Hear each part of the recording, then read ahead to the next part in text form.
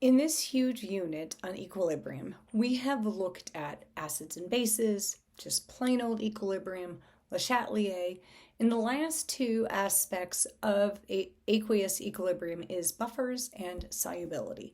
This will be a much shorter video than the last one, I promise.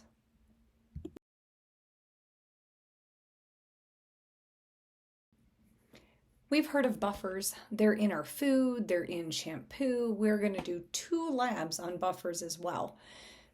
What is a buffer? Well, it's a solution that contains high concentrations of a weak conjugate acid base pair that when you add strong acid or strong base actually resist changing in pH. So typically we make them from a weak acid with its conjugate base or vice versa. And again, they resist changes in pH to a point. There comes a point where eventually you run out and pH just changes, but it's going to resist for a while.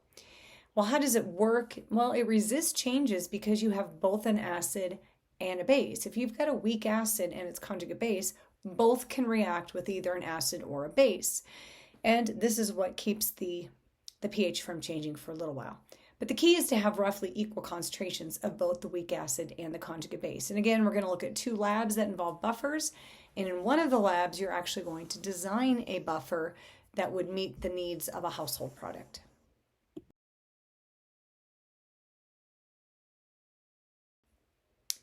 So there are 2 ways to make a buffer. Typically, we do the first one, and that's where we take a weak acid and a salt that has the conjugate base, or vice versa, a weak base with a salt with the conjugate acid. What do I mean by that? Acetic acid is a weak acid. Sodium acetate is a salt that has the conjugate base. Well, acetic acid is H with an acetate ion. Sodium acetate is a salt that has the acetate. That's the ion we want. If you want to flip it around, ammonia is a weak base. Ammonium chloride is a salt that would give us the conjugate acid, ammonium. Now there is another way to make a buffer. It's a little bit trickier, a little bit harder, and we don't really do it in this class, but you can take a weak base or acid and add just enough strong acid or base to where you neutralize about half of it. And these do work because these reactions tend to have really high, large equilibrium constants.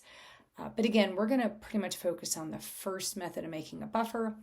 And as you'll see in the lab, we will figure out just how much we need to use. And what we're going to do is we're actually going to test our buffer. Can it withstand pH change by the addition of, I believe, 10 milliliters of either strong acid or strong base? And usually we get some pretty good results with it. So you'll get some hands-on experience with making a buffer, but using the first method.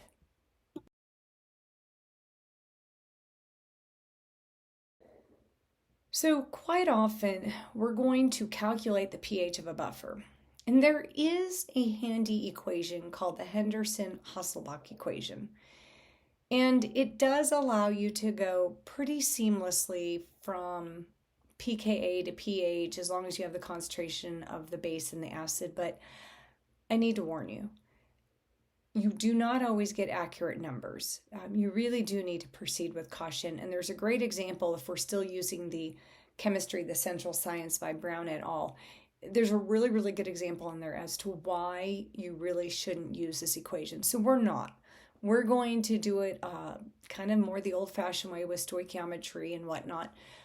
But there is a time and a place for it. If you are looking to find the correct, say, weak acid to make a buffer, and you know the pKa value of the weak acid because they're listed in all sorts of appendices in the back of our textbooks, you can then do a little bit of math using this equation and figure out the pH. So say you need to make a buffer with a pH of 3.70. This equation's great in that sense because you don't have to be exact. We just want to be kind of close. So I'm just going to tell you right now, I know this is in your textbook. I do not want you using this, though, in the problems. We're going to do it the old-fashioned way using stoichiometry and whatnot because we get a much better answer. And don't worry, you'll get plenty of practice.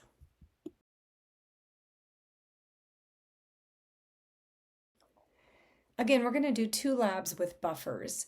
And in those, you're going to analyze your buffer. You're going to sketch it out, graph it out with the pH and all. And one of the things you're going to look for is the buffer capacity. And that is the amount of acid or base the buffer can neutralize before the pH begins to change. So the initial part of your graph to just before that jump occurs, right in that region where it's kind of horizontal, it won't be perfect, that's your buffer capacity. Just how much acid or base can it handle before the pH changes. And it really depends on the acids and base you're using, the acid and bases that you're adding. The pH range of any buffer is the pH range over which the buffer acts effectively. So pH range, buffer capacity, kind of the same thing. The buffer capacity is just how much you can add, while the pH range is obviously the pH range. Buffers are most effective at resisting a change in pH in either direction when the concentration of the weak acid and the conjugate base are about the same. We try to select a buffer whose acid has a pKa that matches the desired pH. I mentioned that on the last slide, and that's a really great time to use the Henderson-Hasselbalch equation because we're just looking for something close to. We don't need perfect, just a rough ballpark. And buffers usually have a range within plus or minus 1 of the pH of your target. So when you design your buffer and create it, the first thing you're going to do is, did you hit that target pH? And you're going to want to be, I believe, within 0.5, and we usually are. And then we're also going to make sure that it stays within plus or minus 1 for an addition of 10 milliliters of acid and base. It's pretty cool that we can use the math and apply it and get pretty good results.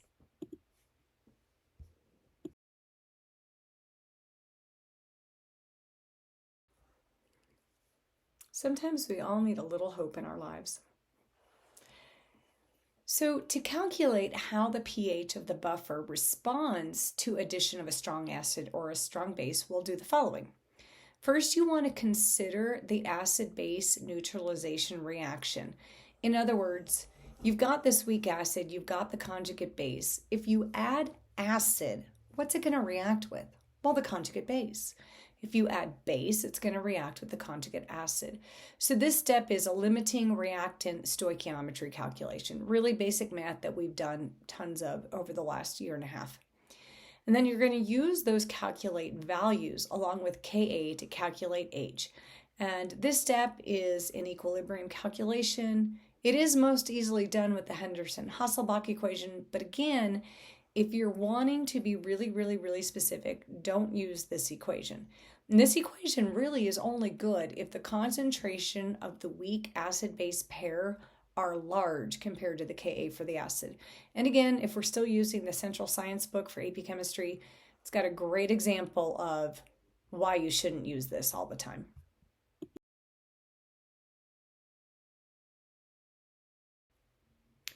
Well, so far we've discussed acids and bases and homogeneous reactions where they're all in the same phase. Let's now explore heterogeneous reactions that result in precipitation of ionic compounds. This is solubility, and solubility equilibria. Well, you guys remember KSP, the solubility product constant.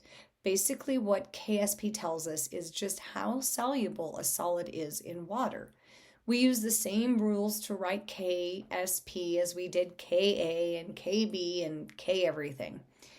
But because we're starting with an ionic solid, the reactant is not included in the math.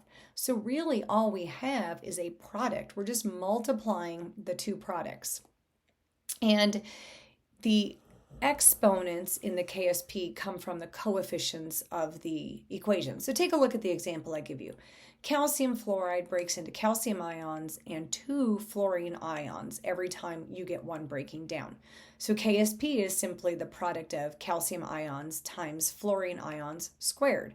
And you can find the KSP values for many ionic solids in the appendix of all sorts of chemistry books, just like you can find Ka and Kb.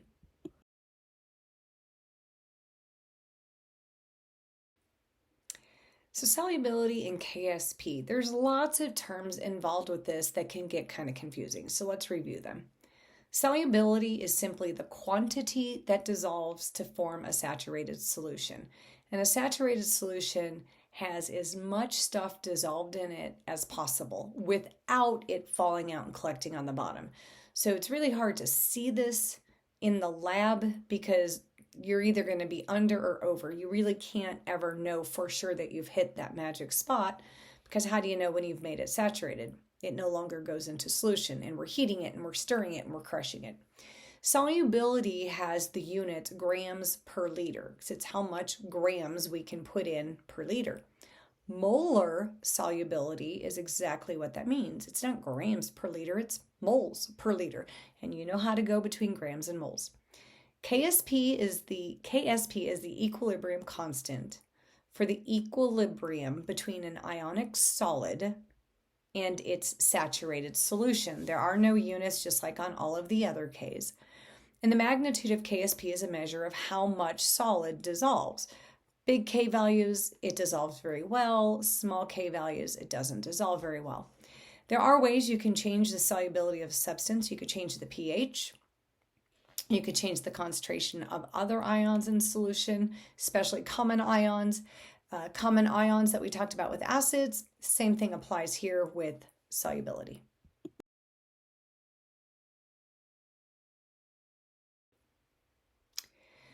Really, this math is just a bunch of conversions, and you can see how easily you can convert from one to the other.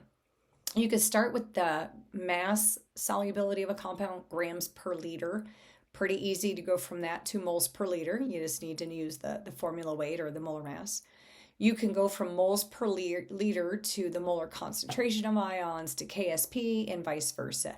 You might want to jot that one down in your notes. It's a great concept map to help you with your math.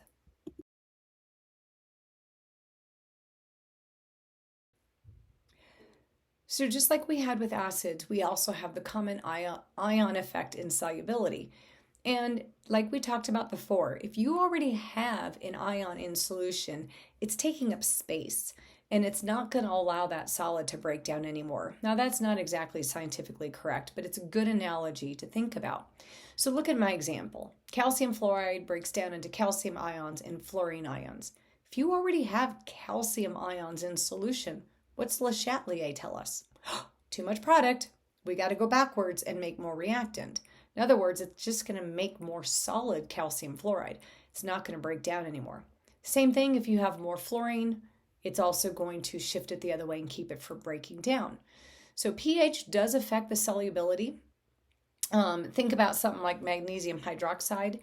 If we added an acid, we can make that break down more. So by changing the pH, we can get more solid to dissolve. Typically, if you have a base, you're going to add acid. If you have an acid, you would add a base, but I can't think of one off the top of my head that would make sense. Usually we talk about bases here.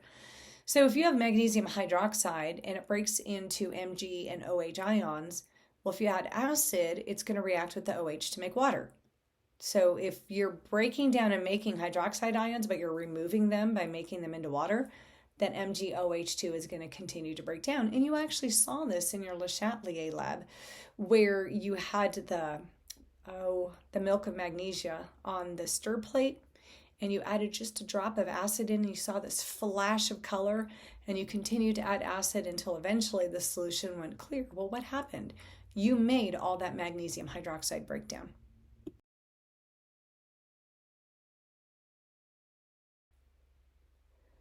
While you don't need to memorize this might come in handy for some of the problems that we do. You need to know that the carbonate ion, the phosphate ion, cyanide, sulfide, and fluoride ions, those are all pretty basic. And if you add acid to any one of those, the pH, they're affected by pH. You're going to break them down more. So in other words, if you add some hydrogen ions, if you add some acid, slightly soluble salts containing carbonate, phosphate, and so on will become more soluble. However, if your salts have chlorine, bromine, iodine, or nitrate, they're not affected by pH changes because they're negligible bases to begin with.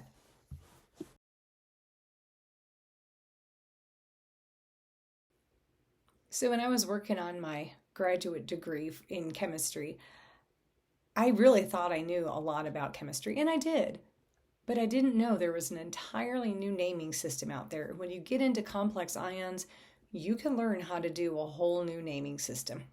I just thought that was interesting. But what do we mean by complex ions? Metal ions can act as Lewis acids toward water molecules, and Lewis bases, besides water, can interact with metal ions, especially the transition metal ions. And these interactions can affect the solubility of a metal salt. So let's take a look at an example. Silver chloride is not very soluble. You know this. You've had silver nitrate before. You've added in some sodium chloride, and you immediately develop a white solid, sodium chloride. So if you put sodium chloride in water, it's not going to dissolve very much. But if you put sodium chloride in ammonia, a weak base, it breaks down more. And this is because the silver ions react with the ammonia. And as silver ions get removed and react with the ammonia, Le Chatelier takes over and more silver chloride is broken down to replace those silver ions. So silver chloride gets broken down more than it would. Well, the silver reacts with the ammonia to create a metal ion, and it's called a complex ion. It's a metal ion with a Lewis base, and you would actually call that one diamine silver ion, and they're very soluble in water, and you could actually calculate the Kf, or the formation constant, for it and see just how readily this one will be created. Complex ions are really, really, really pretty cool, and you would think some of the names you've named before, like hydrates and whatnot, have nothing on these things. I literally saw names that took up an entire line in a textbook. An entire line. Crazy.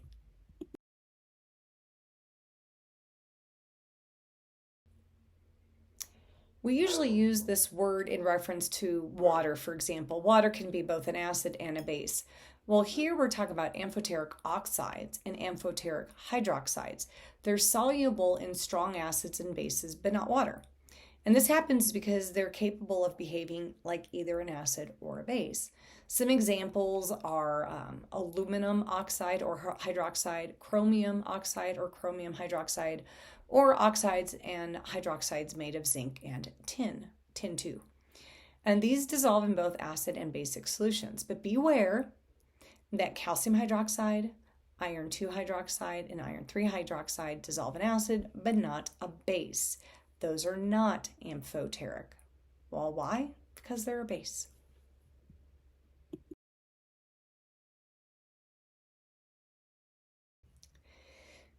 Without doing an experiment, how can we predict if a precipitate will form? Well, we bring back Q. And what you do is you calculate Q and you compare it to K. And don't forget what we've done before. If Q is less than K, it hasn't reached K, so the reaction's going to go forward. When Q is equal to K, it's at equilibrium. If Q is greater than K, it's gone past equilibrium, and the reverse reaction will be predominant. So we relate this to KSP, where the products are soluble ions and the reactant is a solid. When Q is equal to KSP, it's at equilibrium. That means the solution is saturated. When Q is less than K, the reaction still needs to go forward, so you're not going to get a precipitate. The only time you're going to get a precipitate is if Q is greater than K. It's gone past equilibrium and you've got a precipitate forming. Because you need to remember that when Q is equal to K and it's at equilibrium, that means you have hit saturated. That solution has dissolved as much solid as it's going to dissolve. One more little crystal and it's going to start to fall out. So when Q is less than K or equal to K, no precipitate. When Q is greater than K, precipitate. And if you need to go back and think rationally about Q and K and products divided by reactants and what those numbers mean, it's always a good time to go back and revisit those math skills.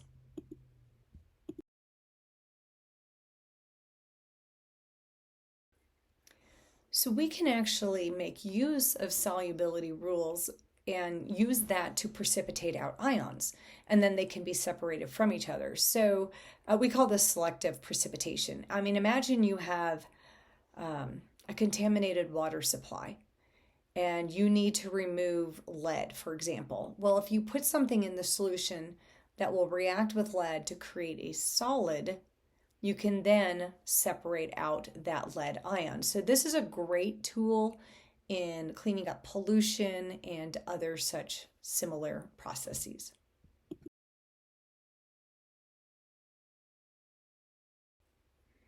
And this takes us into a whole new field called qualitative and quantitative analysis.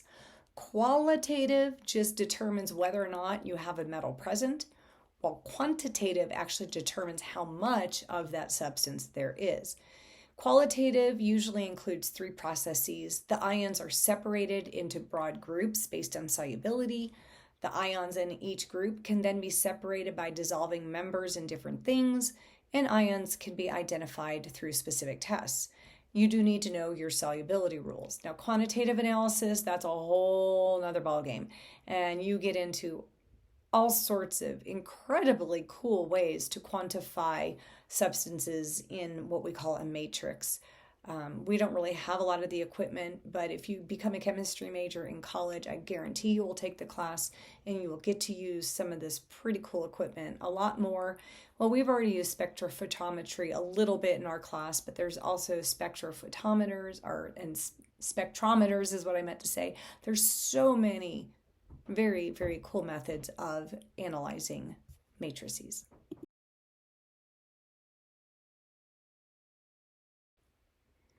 I'm not going to spend a lot of time on this slide, but it basically shows you, it's a flow chart of how you can take a solution containing unknown metal cations and separate them out. We don't do a lab like this in our class. I know my son, when he was at Laramie at University of Wyoming, he did do a lab kind of like this. And it was really frustrating because no matter what he did, it wasn't working. I'm not sure if their stock solutions were contaminated or what. But you start by adding 6 molar HCl, and if it precipitates, if not, you have all the other ones, and you just keep going by adding different things and getting them to react. This is all based on solubility rules.